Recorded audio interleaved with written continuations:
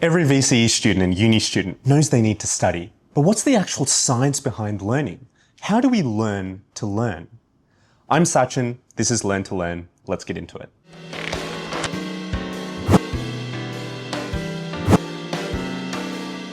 So let's start with the ideal scenario. We could just learn one thing once and remember it forever. So why is that not possible? Well, there's actually something called the Ebbinghaus forgetting curve. Hermann Ebbinghaus, a German psychologist born in 1850, is considered the first psychologist to have actually systematically studied learning. In his 1885 seminal paper, Memory, A Contribution to Experimental Psychology, he laid his foundation for the basic learning principles that still hold true today, nearly 130 years later. In his experiments, Ebbinghaus tried to remember multiple nonsensical syllables like ZUC, QAX, and tried to remember these at different spaced time intervals. Ultimately, he ended up memorizing thousands of these and documented his findings in the form of the Ebbinghaus forgetting curve. Here's what it looks like. The graph shows time on the x-axis and retention on the y-axis. What Ebbinghaus found was after learning something for the first time, we forget 50% of it in the first hour itself. That increases to 70% after the first 24 hours. However, what he found is that if we test ourselves at spaced intervals after the first time we learn it, our knowledge retention gradually improves and the rate at which we forget knowledge starts to decrease. This forms the basis of spaced repetition, which is such a powerful learning technique. Let's learn more about it. First of all, spaced repetition is incredibly powerful for signaling importance to the brain. Our brain has a finite capacity to absorb knowledge.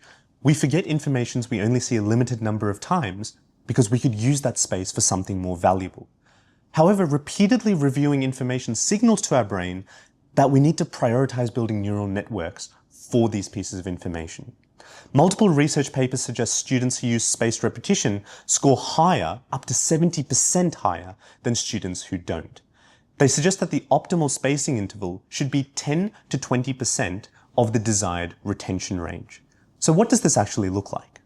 For example, if you have a test in 30 days, a 10 to 20% interval would be reviewing your knowledge every 3 to 6 days. And this is actually incredibly useful for VCE students, where a common pitfall is lots of people say they're studying for the SAC, and they think they're starting early by starting 7 days before. But what does that actually mean? Does it mean reviewing your notes outside the classroom for the first time 7 days before your assessment? Because if that's the case, 10 to 20% of 7 days means you need to be reviewing your knowledge basically every day in line with academic theory. And let's be honest, most people don't have the commitment to do that for one subject, let alone all 5 or 6 of their subjects.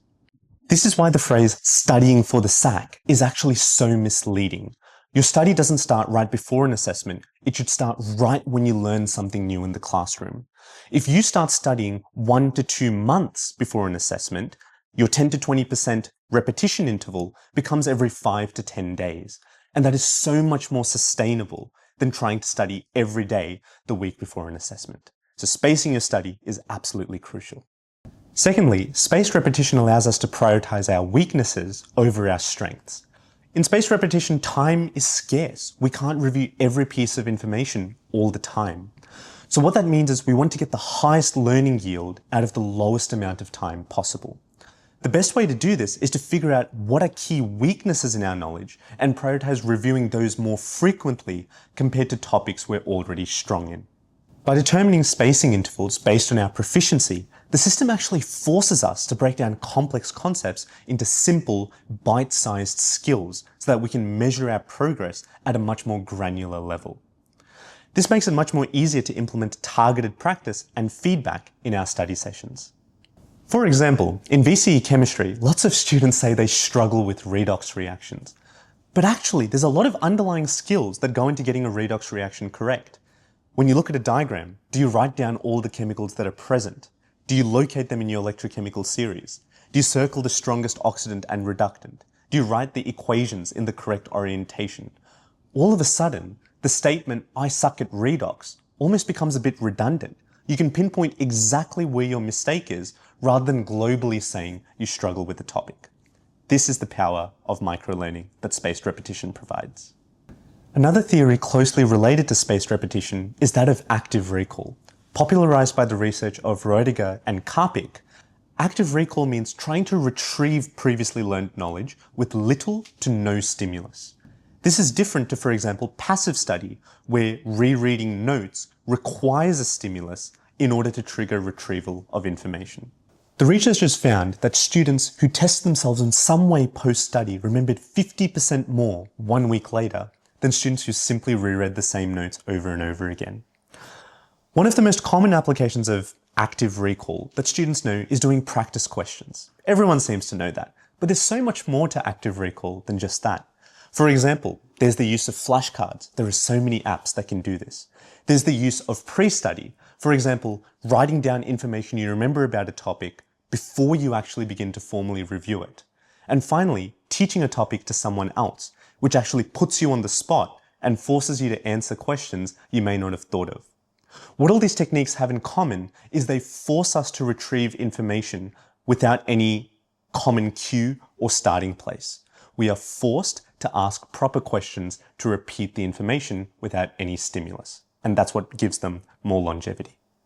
The power of active recall lies in what a different pair of researchers, Bjork and Cornell, term desirable difficulties.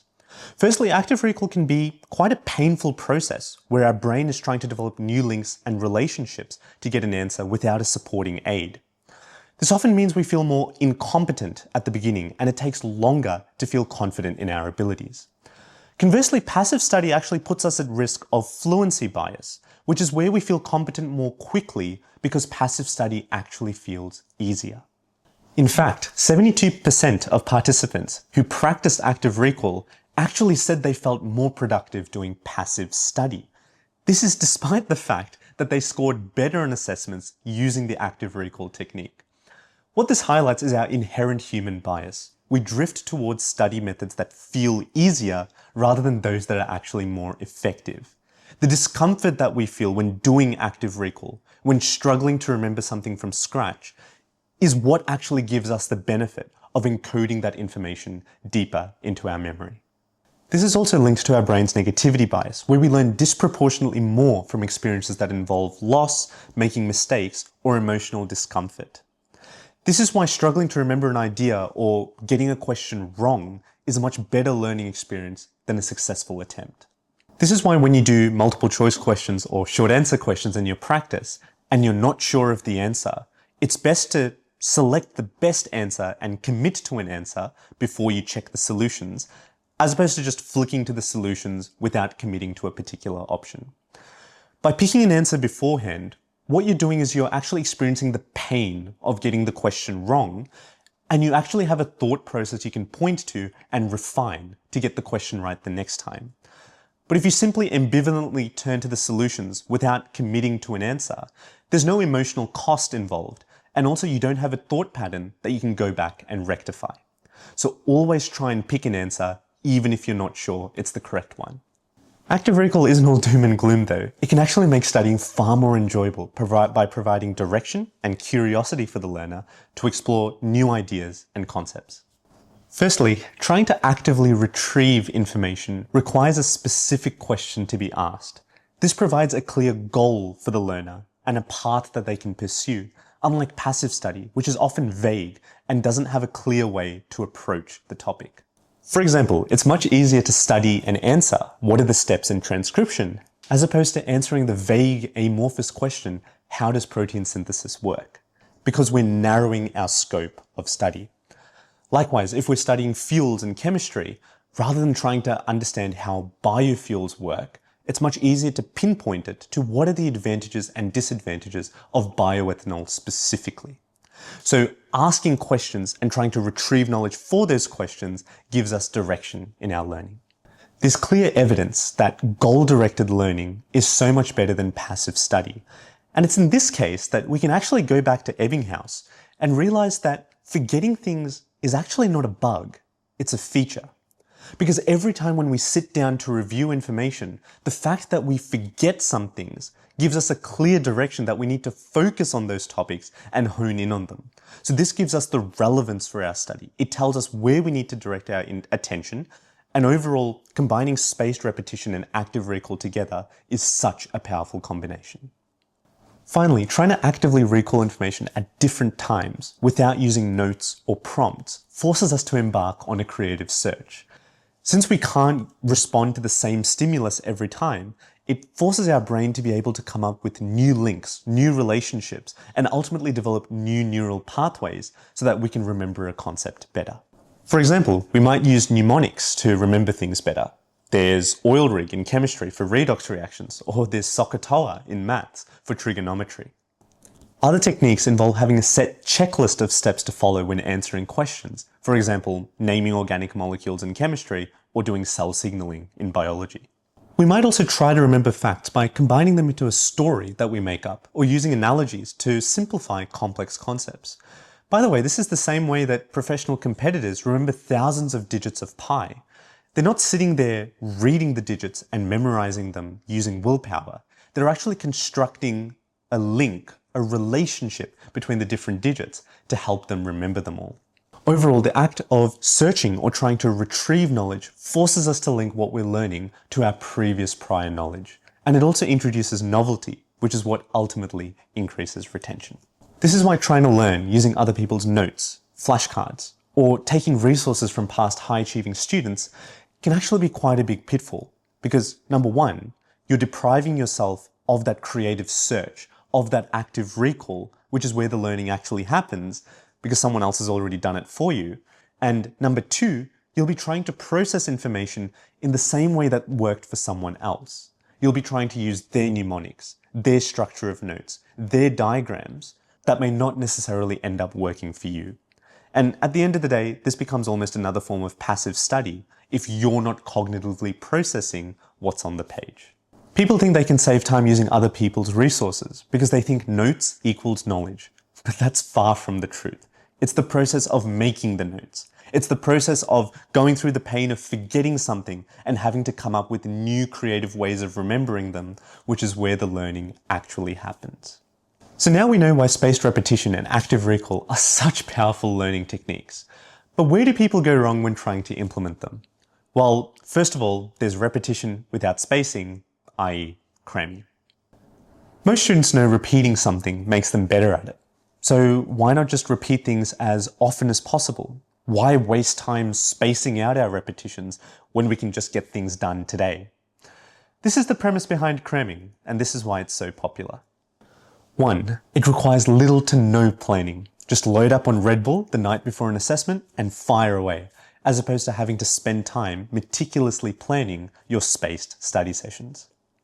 2. It's usually driven by negative emotions such as stress, fear, and urgency, which activate your stress response and put you in the zone to cram. There's no need to voluntarily get yourself in the mood to study. 3. And most importantly, it feels good. Fluency bias and rereading notes makes us feel familiar with the topic quickly, as opposed to the discomfort of active recall where we feel like we don't know anything and are struggling through our study. The adrenaline rush you get from pulling off a high score at the last minute is so much better than a boring, spaced out study plan. But unfortunately, as with most shortcuts, they work until they don't. Most people intuitively know that cramming is bad, but can we actually spell out why?